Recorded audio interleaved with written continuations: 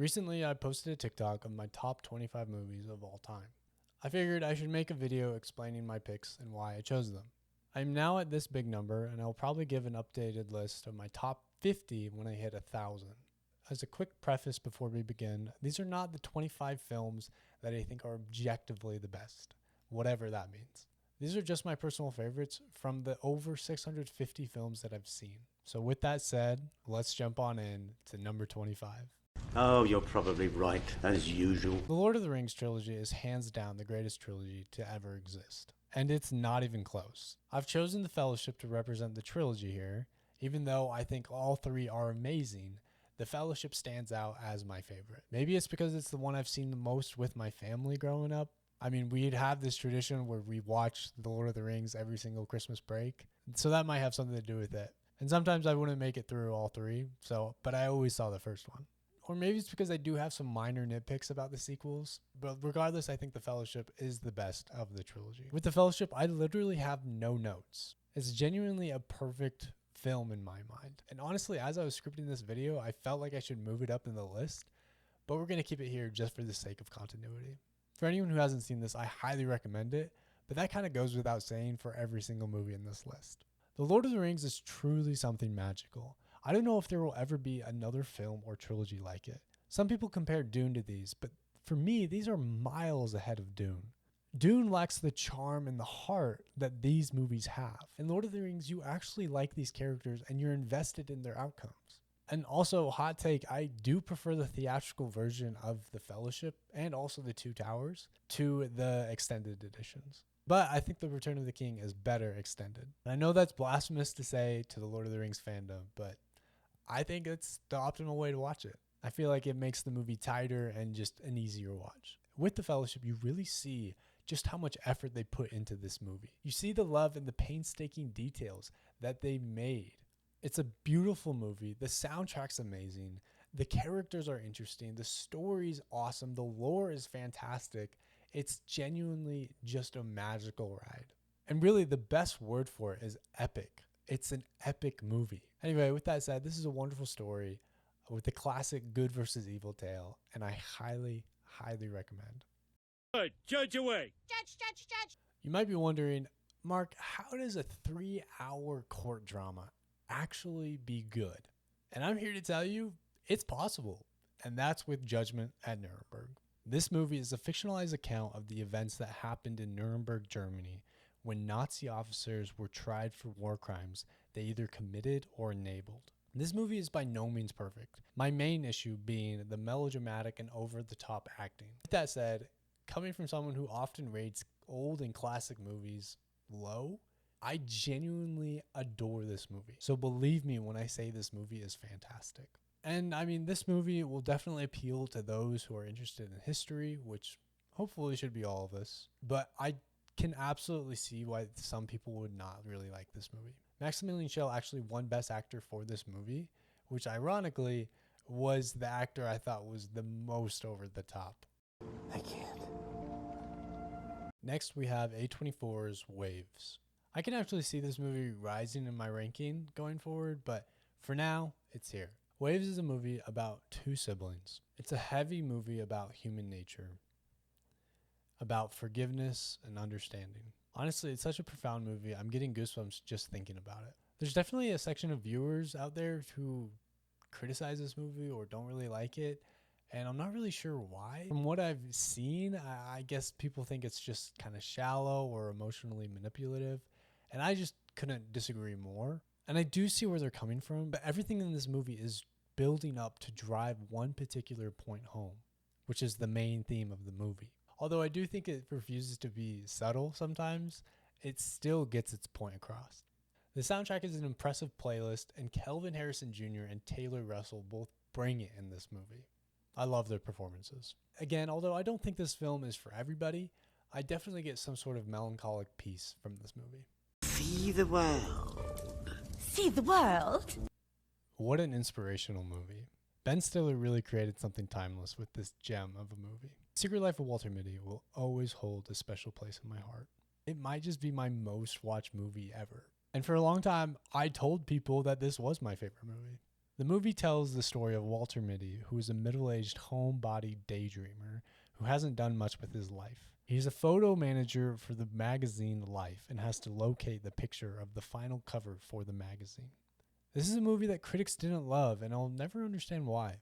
I think it's one of the best films to come out of the 2010s for sure.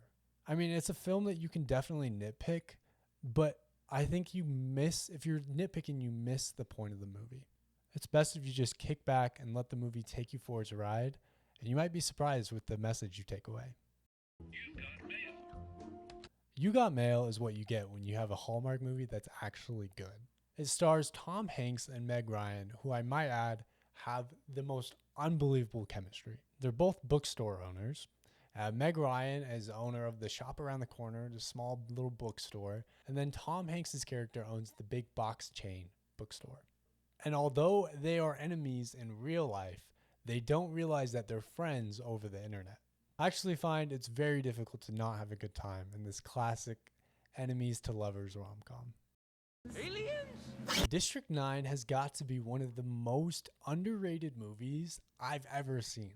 Like, you think that this would be a part of the film bro staple community, and yet it's not. So the basic gist is 30 years ago, these aliens arrive on Earth not to conquer it, but because they're seeking refuge. They're put in a designated zone called District 9, where they were watched over. District 9 is heavy in its political themes and messages, which make it all the more better. A fantastic sci-fi movie if you've been needing one. Honestly, I'm not even going to say anything more because I think it's best to go into this movie blind. Well, it's Groundhog Day. Groundhog Day is an existential query disguised as a comedy romance. It's a deeply profound movie that asks questions like, how should I conduct my life? The premise of this movie is Bill Murray's character is a self-centered weatherman, and he's traveling with these two other employees to the Groundhog Festival to see if the groundhog sees its shadow. It's this day that Bill Murray gets stuck in a time loop. It's got the perfect mix of humor and heart, which guarantees it's going to stand the test of time. I leave, brush my teeth with a bottle of Jack. Next we have Tick, Tick, Boom. Andrew Garfield, I continue to be impressed by your acting.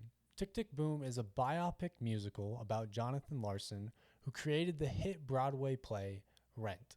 However, the movie's not about the creation of that play. It's actually about the creation of his first play, which no one knows about. One of the big themes that's explored in this movie is the idea of running out of time to make it. In the movie, we see Jonathan Larson struggle with his relationships, with his job, making rent, all while doing his damnness to try to create his dream. The music isn't full of like general audience sounding songs like you would see in The Greatest Showman. Instead, it's more like songs you would actually see in a play. I am so angry! 12 Angry Men is one of the most impressive movies I've ever seen. It's impressive in the sense that the duration of the movie largely takes place just in one room, and yet it's captivating beyond belief. The movie is about these 12 jurors who have to come to a verdict of guilty or not guilty about a case. At first, what appears to be an open and shut case quickly turns into something more as one of the jurors proposes that he's not guilty. I mean, the true brilliance of this movie actually lies in the book, which, as to what I'm told, is basically a direct translation to the movie. Anyway, it's a classic for a reason. Go check it out. Money, money. Next, we have The Big Short. I love this movie. I mean, round of applause to just the fact that they were able to take these high-level finance concepts and break them down into digestible parts for general audiences is so awesome. Usually in a movie where they have in-depth subjects like math or science that are relevant to the plot, they don't really try to explain it. They sort of, actually lots of times they'll just use a bunch of fancy words to make it seem like it's more sophisticated than it actually is. Whereas the reverse happens in this movie. The Big Short attempts quite successfully to make sure that everybody can come along for the ride. Not only is it interesting, but it's funny, and it's also very well acted with some of Hollywood's A-listers. One of the best true story films. I thought I'd fail at failing. Up next, we have 12th Fail, which is one of the most heartwarming movies I've seen. The movie is about an Indian kid named Manoj, who, impressed by his IPS officer, decides he wants to be an IPS officer as well. It's a remarkable true story about persistence and never giving up. It might be too high on this list, but I really did have a great time with this movie. And it's one I definitely will revisit soon. The whole movie's in Hindi, and it's the only foreign film on this list, but I suspect that will change when we hit 1,000. I am a robot. I have a metal closet. Okay, next up we have The Mitchells versus the Machines. The Mitchells versus the Machines is the most unknown and therefore, I guess, underrated movie I've ever seen. Made by the same people that did the Lego movie, the Spider-Verse movies, Cloudy with a Chance of Meatballs. They deliver so hard with this movie. Phil Lord and Christopher Miller, I believe. The movie feels a bit like a roller coaster with its hilarious jokes and then sharp turns to heart-touching moments. You kind of feel exhausted by the end of it, but in a good way. I do feel like the animation looks a little weird when they try to do more 3D shots, but other than that, it looks fantastic. And the movie is so tailored for Gen Z and Gen Alpha like humor. Definitely recommend if you are in those brackets. Gladiator is the epitome of the masculine movie. I'm pretty sure you can't be a man until you actually watch this movie. It's like a rite of passage. There's something just so badass about Maximus in this revenge tale. Basically, for those that don't know, it centers around Maximus, who is like a general in the Roman army, and he's been at war for quite some time and wants nothing more than to just return home to his family. However, the emperor wants Maximus to be the next emperor of Rome instead of his son Commodus. Commodus finds out about this and decides to try to kill Maximus and his family. Maximus is then sold into slavery and becomes a gladiator. There's something so admirable about Maximus's humility in this movie. And can we talk about the brilliant parallels between Maximus and Commodus? I won't actually get into it in case anyone hasn't seen it, but just like next time you watch it, really think about the parallels between these two characters. Genuinely, it's like a miracle that this movie actually worked because they basically just made it up as they went along. We should start a band. Of course we should start a band. Sing Street is one of those underrated hidden gems. It's a beautiful coming-of-age story about this Irish kid who's obsessed with 80s music, forms a band, and becomes down bad for this girl. I mean, seriously, what's not to love? It's one of those great feel-good movies that you just can't help but feel transported back to when you were his age. Definitely recommend for anyone who's into musicals. Some great original tracks in this, and it's by the same director that did Once and also Begin Again.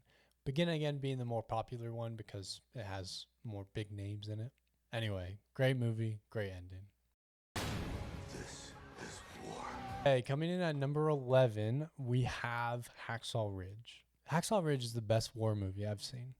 It's about a guy in the early 1940s who decides to enlist to fight the Japanese in the Pacific. However, scarred by the violence of his drunken father and also his intense devotion to his faith, he decides he will not pick up a weapon and instead will be a medic. An incredible true story about courage, faith, and the power of the human spirit. One of the nice things about this movie, despite it being directed by Mel Gibson, it isn't told with any sort of agenda to try to convince you of Christianity. Instead, it's portrayed in such a way that both Christians and non-Christians can both watch this movie and like it. I mean, not even like it, but thoroughly enjoy it. The movie's split into two parts. The first part being everything at home and also boot camp before deployment, and the second being everything at the battlefield. This contrast is so effective for the viewer. And remarkably, both parts are equally entertaining. Stoked for Avengers? Avengers? Avengers? Avengers? Coming in at number 10 is one of the greatest theatrical experiences of my entire life. We have Avengers Endgame. Avengers Endgame is the perfect movie to represent the MCU. Not only is it my favorite MCU movie by a significant margin, but it's also just the perfect bookend close to the Infinity Saga. Everything in the MCU for the previous 10 years before this movie came out was all pointing to this. So many amazing character moments in this movie. So many foreshadowed events that actually come to fruition in this. Captain America and Iron Man are done so well in this, and it leads to two of the most satisfying conclusions to a character I've ever seen. And I love what they did with Thor and Hawkeye and Black Widow. I think they all do a great job. I'm not a huge fan of what they did with Hulk in this, but I really dug a bunch of the other choices they made in this movie. And I know a lot of people love Infinity War and think that that one's better. And that's cool. I like that movie. I love that movie, but I don't think it's as good as this one. And also, there's definitely a direct correlation to how many Marvel movies you've watched before and like your enjoyment from those, and also your enjoyment that you'll have with Avengers Endgame. Look, if you don't really like superhero movies, if you don't really like Marvel movies, if you haven't seen all of the 21 previous Infinity Saga movies, then you're just not going to really like this movie. And I know that this isn't, some sophisticated highbrow movie to pick for a list like this, but I adore this movie and I'm not going to change that. Well done! Castaway is a pretty underrated movie in my opinion. I honestly don't hear it talked about too much. Castaway is about a guy played by Tom Hanks who's very type A. He works for the FedEx company, he's like some sort of manager or kind of guy. And he's soon to be married to his fiancée, played by Helen Hunt. However, when flying over the ocean, his plane goes down and he survives, but he's washed ashore to this island by himself. And this movie is like really enjoyable, but it doesn't become S tier until the last like 25 minutes. Last like 20 minutes of this movie, that's where this movie shines. Every movie on this list I feel like is going to be worth making probably like a dedicated video to in the future, but this movie for sure will have one. Previously on AMC's Breaking Bad. The Substance is one of the most shocking movies I've ever seen. Starring Demi Moore, she plays a fading celebrity who's losing the spotlight. In an attempt to try to appear younger, she uses a black market drug known as the Substance. And honestly, I'm not going to say anything more about this movie because I feel like it's best to just go in as blind as you can. I think this movie is a great movie, but I think that what really makes it fantastic is the themes that it's trying to bring to the table.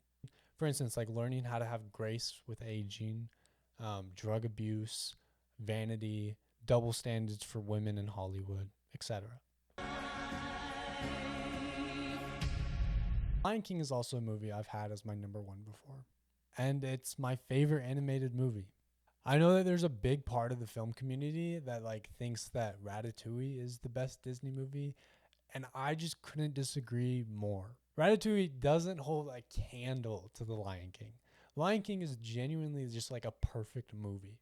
I mean, it's a classic for a reason, and I'm sure most people have seen this movie, but if you haven't, block off 90 minutes and go watch this right now. What's the password? One Battle After Another is another movie that blew me away. It's a recent pick, and so it's pretty high for being so recent, but I just adored this movie. I saw this movie twice in theaters, and it's almost a 3-hour movie. So that's saying something. I mean, it's recent, so we'll see how it shakes out on this list. But to be honest, I only see myself liking this movie more in the future. And honestly, I'm not even going to explain what this movie's about because the trailers didn't either. All you need to know, if you want to go watch a movie that's potentially going to win Best Picture, check this movie out. Peanut butter. Peanut Butter Falcon might be the most heartwarming movie on this list. I honestly don't have too much to say about it. I mean, it's quite funny and the performances are good.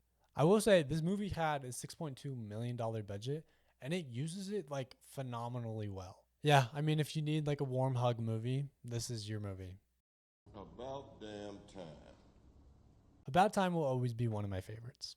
People often label this as a rom-com, and I think that that's very misleading, especially when people think rom-com, they're thinking this company. About Time is so much more than that. The premise is the men in this certain family can travel through time. So naturally, our main character uses this ability to try and fall in love. About halfway through this movie, you think that the relationship is maybe going to fall apart or something's going to go wrong. Instead, it does something way more sophisticated. It ignores that low-hanging fruit and tries to get across a more profound message. I wish everyone in their 20s could watch this movie once. Genuinely changed my perspective about life. Hey, please! Babe! Babe! Baby Driver, for some reason, tends to get a lot of hate from the higher brow film community. And I'll never understand that, especially when considering Edgar Wright's directing and editing in this movie, which is genuinely top tier. Well, I'm yet to see another non-musical movie mesh itself with its soundtrack better than Baby Driver did in 2017. The best word to describe this movie is slick. Here's some more words. Fun, sexy, cool, fast, sauce, stylish. When I was a teenager, I would tell people that this was my favorite movie because I had never seen anything like this before, and honestly, in some regards, even since. For those that don't know, it's about a guy who's wrapped up in a crime operation as the driver for bank robberies. He's trying to get out of it and ends up meeting this waitress who he falls for. If this description and me gushing about this movie doesn't sell you on it, I don't know what will. So, Carol, do you like jazz? All right, coming in at number 2, we have La La Land. La La Land is about a want-to-be jazz musician and a wannabe actor and their budding romance. Now, there's a lot of film bros out there who think La La Land sucks or is boring or basic. And to them, I simply have to say, you're allowed to have your bad opinion. La La Land is genuinely a masterpiece when it comes to filmmaking. Let's list the reasons. The musical numbers hit, the naturalistic singing, the jazz, the colors, the cinematography, the editing, the chemistry between the two leads, the script, and that ending. I honestly think that anyone who hates on this movie simply does it to feel cool about being a contrarian. I genuinely think this movie is flawless. There isn't a single thing I would change. Okay, our number 1. What is it? What's it going to be? Come on, we're out here, come on. The number 1 spot goes to Thelma and Louise. Thelma and Louise is about 2 friends who go on a vacation, and then Thelma is sexually assaulted. Louise steps in and kills her would-be rapist. And after that, they go on the run from the police. This is a classic that deserves to be seen. And I kind of have mixed feelings about putting Thelma and Louise as my number 1 because it kind of makes me come across as like maybe like a performative, try-hard, like feminist type. Regardless, I think this is one of the best screenplays I've ever seen.